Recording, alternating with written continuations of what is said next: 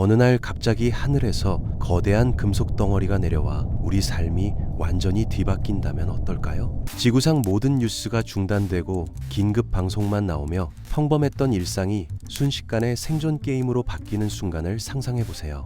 영화에서나 봤던 그 장면이 현실이 되고 우리가 더 이상 이 행성의 주인이 아니게 되는 상황이 실제로 펼쳐진다면 정말 어떤 일들이 벌어질까요? 82억 명의 인류가 순식간에 절망과 공포에 휩싸이게 되는 그 순간 말입니다. 평화로운 첫 접촉부터 인류 문명의 완전한 붕괴까지. 오늘은 외계 문명이 지구를 침공하는 첫 48시간 동안 벌어질 수 있는 일들을 시간 순서대로 자세히 살펴보겠습니다. 우주에서 온 신호 하나가 모든 것을 바꿔놓습니다. 지구 외 지능체 탐사 기관인 SETI에서 근무하는 과학자들이 평소처럼 우주를 스캔하던 중 이상한 전파를 포착하게 되죠. 처음에는 펄서나 다른 천체에서 나오는 자연 신호인 줄 알았지만 분석해보니 명백히 인공적인 패턴을 보이는 거예요. 그것도 지구를 향해 점점 가까워지고 있는 신호였습니다. 연구팀은 밤새 이 신호를 분석하며 흥분과 두려움을 동시에 느꼈을 거예요. 수십 년간 외계 생명체를 찾아 헤맸는데 드디어 그들이 먼저 우리에게 연락을 해온 것이니까요. 하지만 더 놀라운 것은 이 신호가 단순한 인사말이 아니라는 점입니다. 복잡한 수학적 공식과 함께 지구의 정확한 위치 좌표가 포함되어 있었거든요. 태양계의 구조, 지구의 공전 궤도, 심지어 달의 위치까지 정확히 계산된 데이터가 담겨 있었어요. 발견 즉시 미국, 러시아, 중국, 대한민국 등 주요 우주 개발국들에게 극비 보고서가 전달됩니다. 각국 정부는 이 정보를 최고 기밀로 분류하고 대응팀을 구성하죠. 처음에는 이런 소식이 퍼지면 전 세계가 패닉 상태에 빠질 거라 생각해서 언론 통제를 시도했어요. 하지만 24시간 이내에 하늘에 거대한 우주선들이 나타나면서 더 이상 숨길 수 없게 됩니다.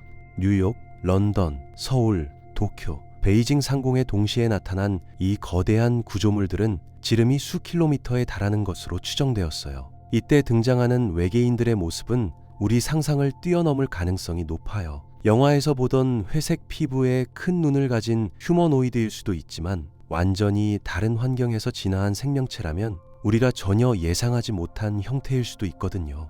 더 흥미로운 가능성은 이들이 생물학적 존재가 아닐 수도 있다는 점입니다. 성간 여행이 가능한 고도로 발달한 문명이라면 인공지능 기술도 엄청나게 발전했을 테니까요. 수천 광년을 여행해야 하는 상황에서 생물학적 한계가 있는 유기체보다는 기계 문명이 더 실용적일 수 있어요. AI 외계인이라면 산소나 물 같은 생존 조건을 걱정할 필요가 없고 어떤 환경에서든 적응할 수 있을 테니까 말입니다.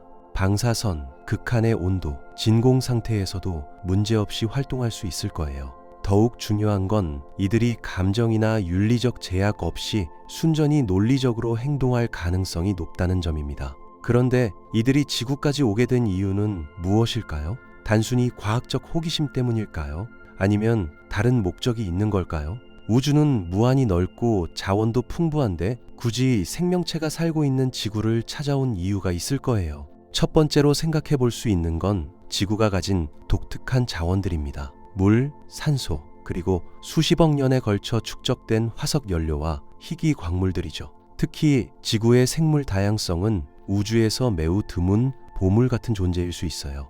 하지만 더 무서운 가능성도 있어요. 바로 우리 인간 자체가 그들의 목적일 수도 있다는 것입니다. 복잡한 생물학적 구조를 가진 지능 생명체는 우주에서 매우 드문 존재거든요. 유전자 연구나 생체 실험을 위해서 아니면 노예 노동력으로 활용하기 위해서 말이에요. 외계인들이 지구 궤도에 도착한 지 몇 시간 후 나사 및 세계 각국 정부는 접촉을 시도합니다. 다양한 언어로 평화적 의사를 전달하고 수학이나 과학적 상수를 이용한 범용적 소통 방법도 동원하죠. 하지만 외계인들로부터는 아무런 응답이 없습니다. 완전한 침묵입니다. 이 침묵이 더욱 불안감을 키우게 되는데 소통할 의지가 없다는 건 좋지 않은 신호거든요. 미국 대통령, 중국 주석, 러시아 대통령이 직접 메시지를 전달해도 반응이 전혀 없었어요. 이때 전 세계 관측소에서는 외계인 우주선들을 더 자세히 분석하기 시작합니다. 허블 우주망원경, 제임스 웹 우주망원경 등 모든 관측 장비가 동원되었지만 그들의 기술은 우리가 이해할 수 없는 수준이었어요. 우주선의 표면에서는 어떤 에너지 신호도 감지되지 않았고 추진 시스템의 흔적조차 찾을 수 없었습니다. 마치 물리 법칙을 무시하는 것처럼 공중에 떠 있을 뿐이었죠. 중력을 조작하는 기술이나 우리가 모르는 완전히 새로운 원리를 사용하고 있는 것 같았어요. 여기서 잠깐, 만약 현실에서 정말 이런 상황이 벌어진다면 어떻게 대처해야 할까요? 마치 공포 영화 속 상황 같지만 실제로는 매우 현실적인 문제가 될 수 있어요.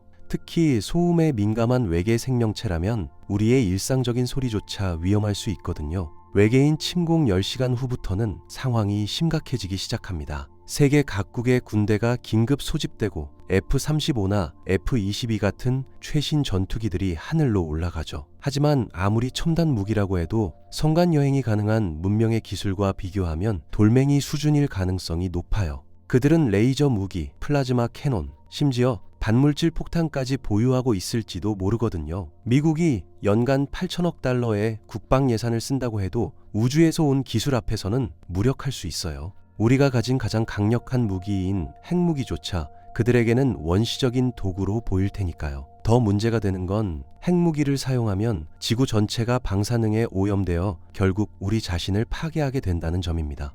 첫 번째 교전이 시작되면서 외계인들의 압도적인 기술력이 드러납니다. 미사일과 포탄들이 우주선에 닿기도 전에 어떤 보이지 않는 방어막에 막혀서 무력화되어 버려요. 마치 SF 영화에서 보던 에너지 실드가 실제로 존재하는 것 같았죠. 반격은 더욱 충격적이었습니다. 외계인들의 무기는 소리도 없이 발사되어 순식간에 전투기들을 증발시켜 버렸어요. 폭발도 연기도 없이 그냥 사라져 버리는 거예요. 분자 단위로 분해시키는 기술이거나 다른 차원으로 보내버리는 무기일 가능성이 높았습니다. 외계인들의 공격 패턴은 우리가 예상하는 것과 달랐어요. 영화처럼 도시를 무차별 폭격하는 대신 전략적으로 핵심 인프라를 타겟으로 삼았습니다. 발전소, 통신망, 교통 허브, 군사기지 등을 정확히 공격해서 우리의 반격 능력을 무력화시키는 거죠. 이런 식으로 공격하면 지구 전체를 혼란에 빠뜨리면서도 행성 자체는 크게 손상시키지 않을 수 있거든요. 그들의 목적이 지구 정복이라면 매우 논리적인 전략이었어요. 마치 바둑에서 급소를 정확히 공격하는 것처럼 말입니다. 첫 번째 표적은 주요 도시의 전력 공급 시설이었습니다. 뉴욕, 런던, 서울, 도쿄의 전력망이 동시에 마비되면서 수천만 명이 순식간에 암흑 속으로 빠져들었어요. 병원, 공항, 지하철 등 모든 필수 시설이 정지했습니다. 두 번째로는 통신시설이 공격받았어요. 인공위성들이 하나씩 파괴되기 시작했고 해저 케이블과 통신탑들도 동시에 무력화되었습니다. 인터넷이 완전히 두절되고 휴대폰 통신도 먹통이 되면서 전 세계가 정보의 암흑기에 돌입했습니다.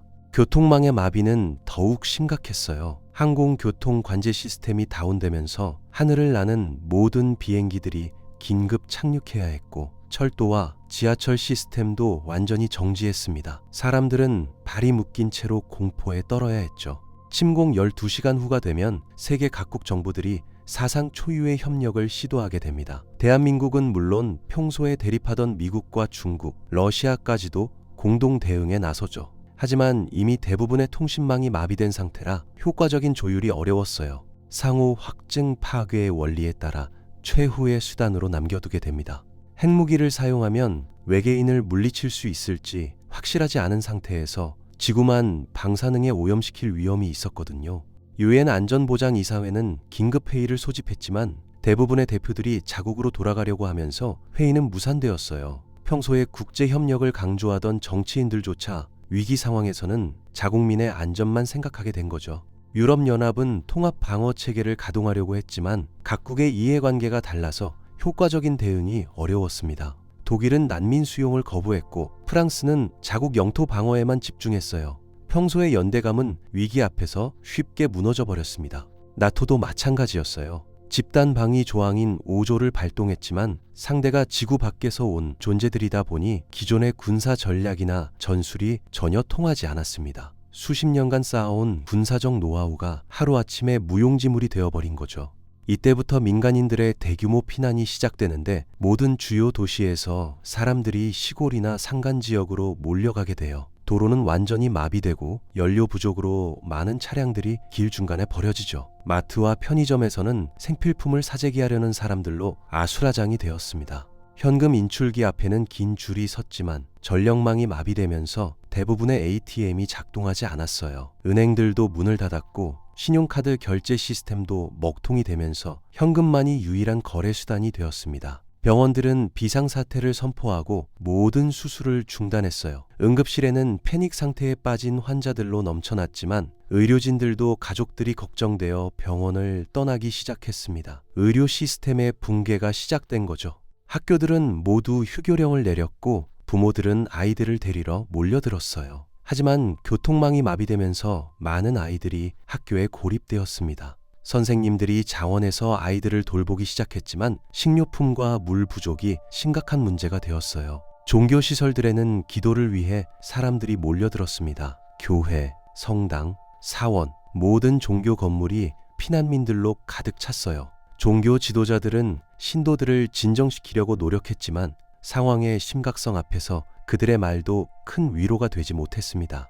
24시간이 지나면 상황은 더욱 절망적으로 변해요. 대부분의 전력망이 파괴되어 도시들이 암흑 속으로 빠지고 인터넷과 스마트폰 통신도 대부분 두절됩니다. 병원들은 비상발전기로 겨우 버티고 있지만 연료가 떨어져 가고 있었어요. 더 심각한 문제는 상하수도 시설이 마비되면서 위생 문제가 발생하기 시작한다는 점입니다. 물 공급이 중단되면서 사람들은 빗물이나 강물에 의존해야 했고 하수 처리가 되지 않으면서 질병 확산의 위험이 급격히 높아졌어요. 냉장고와 냉동고가 모두 멈추면서 식료품들이 썩기 시작했습니다. 슈퍼마켓들은 문을 닫았고 남은 식료품들은 약탈당하기 시작했어요. 평소에 법을 잘 지키던 시민들까지 생존을 위해서는 어쩔 수 없이 범죄를 저지르게 되었습니다. 엘리베이터가 멈추면서 고층 건물에 갇힌 사람들이 속출했어요. 특히 거동이 불편한 노인들이나 장애인들은 더욱 위험한 상황에 처했습니다. 소방서의 구조 작업도 연료 부족으로 제한적일 수밖에 없었어요. 지하철과 터널에 갇힌 사람들의 상황은 더욱 심각했습니다. 환기시설이 멈추고 조명이 꺼지면서 공기 부족과 공황 상태로 많은 사상자가 발생했어요. 비상구를 찾는 과정에서 압사 사고까지 일어났습니다. 과학자들은 이 시기에 외계 기술을 역공학하려고 필사적으로 노력하게 될 거예요. 추락한 외계 드론이나 무기 파편을 분석해서 그들의 약점을 찾으려고 하는 거죠. 하지만 수천 년 아니 수만 년 앞선 기술을 며칠 만에 이해한다는 건 현실적으로 불가능에 가까웠어요. 마치 조선시대 사람이 스마트폰을 분해해서 반도체 기술을 이해하려는 것과 같은 상황이니까요. MIT, 하버드, 스탠포드 등 세계 최고의 연구진들이 모였지만 외계인의 기술은 우리가 알고 있는 물리학 법칙조차 뛰어넘는 것 같았습니다. 특히 그들의 에너지원이 무엇인지 전혀 파악할 수 없었어요. 핵융합도 반물질도 아닌 완전히 새로운 에너지 기술을 사용하고 있는 것 같았습니다. 제로점 에너지나 다크 에너지 같은 이론적으로만 존재하던 개념들이 실제로 구현된 것일 수도 있었죠. 재료 과학자들은 우주선의 금속 조각을 분석했지만 지구상에 존재하지 않는 원소들로 구성되어 있었어요. 주기율표에 없는 초중 원소들이거나 아예 다른 차원의 물질일 가능성도 있었습니다. 컴퓨터 과학자들은 외계인의 통신 시스템을 해킹하려고 시도했지만 그들의 컴퓨팅 기술은 양자 컴퓨터를 뛰어넘는 수준이었어요. 우리가 이해할 수 없는 알고리즘과 암호화 방식을 사용하고 있었습니다. 생물학자들은 외계인들이 실제로 생물학적 존재인지 아닌지조차 확실하게 판단할 수 없었어요. 지금까지 포착된 영상들을 분석해봐도 그들의 정체가 기계인지 생명체인지 구별이 안 되었거든요. 외계인들이 생물학적 무기를 사용할 가능성도 배제할 수 없었어요. 지구상의 모든 생명체에 치명적이지만 그들에게는 무해한 바이러스나 세균을 퍼뜨릴 수 있거든요. 이런 경우 백신이나 치료제 개발이 인류 생존의 열쇠가 되겠지만 완전히 새로운 병원체에 대한 대응은 몇 년이 걸릴 수도 있었어요. 더 무서운 가능성은 나노로봇을 이용한 공격이었습니다. 눈에 보이지도 않는 미세한 기계들이 공기 중에 퍼져서 사람들의 몸속으로 들어가 장기를 파괴하거나 신경계를 마비시킬 수 있었어요. 실제로 일부 도시에서는 원인을 알 수 없는 질병이 급속도로 퍼지기 시작했습니다. 감염된 사람들은 고열과 함께 신경마비 증상을 보였고 기존의 어떤 치료법으로도 효과를 볼 수 없었어요. WHO는 긴급사태를 선포하고 전 세계적인 방역 체계를 가동하려고 했지만 통신망과 교통망이 마비된 상태에서는 효과적인 대응이 불가능했습니다. 각국은 국격을 완전히 봉쇄하고 자국민 보호에만 집중하기 시작했어요. 의료진들도 감염을 피해 병원을 떠나기 시작했고 의료 시스템이 완전히 붕괴되면서 일반적인 질병으로 죽는 사람들까지 급격히 늘어났습니다. 당뇨병 환자들은 인슐린을 구할 수 없었고 심장병 환자들은 응급수술을 받을 수 없었어요. 침공 30시간째가 되면 조직적인 군사 저항은 거의 불가능해집니다. 공군 기지와 해군 함대가 대부분 파괴되고 남은 병력들도 뿔뿔이 흩어진 상태가 되어버리죠. 이때부터는 민간인들에 의한 게릴라전이 유일한 희망이 될 수 있었어요. 특히 미국의 경우 민간인 총기 소유율이 높아서 어느 정도 저항이 가능할지도 모르지만 외계 기술 앞에서 얼마나 효과적일지는 의문이었습니다. 권총이나 라이플로 에너지 실드를 뚫을 수는 없었거든요. 일부 특수부대들은 산간 지역으로 숨어 들어가 게릴라전을 준비했어요. 하지만 외계인들이 고도의 감지 기술을 가지고 있다면 어디에 숨어도 소용이 없을 수 있었습니다. 적외선 감지나 생체 신호 추적은 물론이고 우리가 상상할 수 없는 방법으로 인간을 찾아낼 수 있었을 테니까요. 핵무기 사용에 대한 최종 결정이 내려졌지만 이미 대부분의 핵시설이 파괴된 후였어요. 핵 잠수함에서 발사된 몇 발의 ICBM도 외계인의 방어 시스템에 막혀서 목표에 도달하지 못했습니다. 마지막 희망이었던 우주정거장의 승무원들도 연락이 두절되었어요. 아마도 우주에서 먼저 제거되었을 가능성이 높았습니다. 지구 밖에서 관찰하고 있던 과학자들의 증언이 없어지면서 외계인들의 전체적인 전략을 파악하기가 더욱 어려워졌어요. 하지만 여기서 잠깐 다른 가능성도 생각해 볼 필요가 있어요. 과연 이렇게 고도로 발달한 외계 문명이 정말 우리에게 적대적일까요? 역사적으로 보면 문명이 발전할수록 더 평화적이고 윤리적이 되는 경향이 있거든요. 전쟁과 갈등에 매몰된 종족은 자멸하기 쉽고 성간 여행까지 가능한 수준에 도달하려면 내부적으로 매우 안정적이어야 하니까요. 수천 년 또는 수만 년의 평화로운 발전 과정을 거쳐야만 가능한 기술력이니까 말입니다. 또 다른 관점에서 보면 우리가 가진 자원들이 그들에게는 그렇게 매력적이지 않을 수도 있어요. 우주에는 물이 얼음 형태로 존재하는 소행성이 무수히 많고 희귀 광물들도 생명체가 없는 행성에서 훨씬 쉽게 채굴할 수 있거든요. 굳이 저항하는 생명체가 있는 행성을 공격할 이유가 없다는 거죠. 에너지와 자원을 소모해가면서 전쟁을 할 필요가 없을 수도 있어요. 더 효율적인 방법들이 얼마든지 있을 테니까요. 은하계 동물원 이론도 흥미로운 가설이에요. 외계 문명들이 우리를 마치 동물원의 동물처럼 관찰하고 보호하고 있을 수도 있다는 거예요. 자연 상태의 지능 생명체 진화 과정을 연구하기 위해서 말이죠. 이런 경우라면 직접적인 접촉은 피하면서 멀리서 관찰만 할 가능성이 높아요. 인류의 발전 과정을 방해하지 않으면서 과학적 데이터를 수집하는 것이 목적일 수 있거든요. 하지만 불행히도 우리의 시나리오는 적대적인 침공을 가정하고 있으니까 계속 이어가 보겠습니다. 36시간이 지나면 외계인들은 지구를 자신들에게 맞게 개조하기 시작할 거예요. 테라포밍이라고 부르는 이 과정에서 가장 먼저 대기 조성이 바뀔 수 있어요. 나노로봇들을 이용해서 메탄, 이산화황, 암모니아 같은 가스들을 대기 중에 방출하는 거죠. 이런 변화는 지구상의 모든 생명체에게 치명적일 거예요. 식물들이 먼저 죽기 시작하고 산소 농도가 급격히 떨어지면서 동물들도 질식하게 되죠.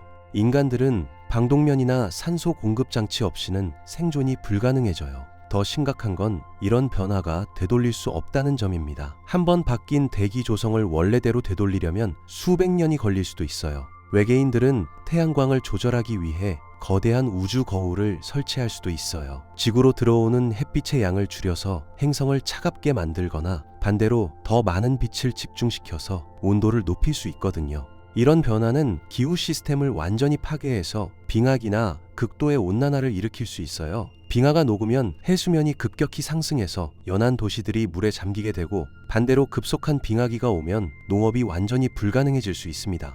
바다의 화학적 조성도 바뀔 가능성이 높아요. 염분 농도를 높이거나 산성도를 조절해서 해양 생태계를 완전히 바꿔버리는 거죠. 플랑크톤부터 시작해서 모든 바다 생물들이 죽게 되고 이는 육지 생태계에도 연쇄적인 영향을 미치게 됩니다. 산소의 상당 부분이 해양에서 만들어지거든요. 바다의 식물 플랑크톤들이 광합성을 통해 지구 대기 중 산소의 70% 이상을 생산하는데 이들이 죽으면 산소 농도가 급격히 떨어지게 됩니다. 어업도 완전히 불가능해져요. 전 세계 30억 명이 단백질 공급원으로 의존하고 있는 수산물들이 모두 사라지게 되는 거죠. 특히 일본, 노르웨이, 아이슬란드 같이 수산업에 크게 의존하고 있는 국가들은 더욱 심각한 타격을 받을 거예요. 해상 운송도 마비될 거예요. 전 세계 무역의 90% 이상이 해상 운송에 의존하고 있는데 바다가 독성 물질로 오염되면 선박 운행이 불가능해집니다. 선체가 부식되거나 승무원들이 유독 가스에 중독될 위험이 있거든요.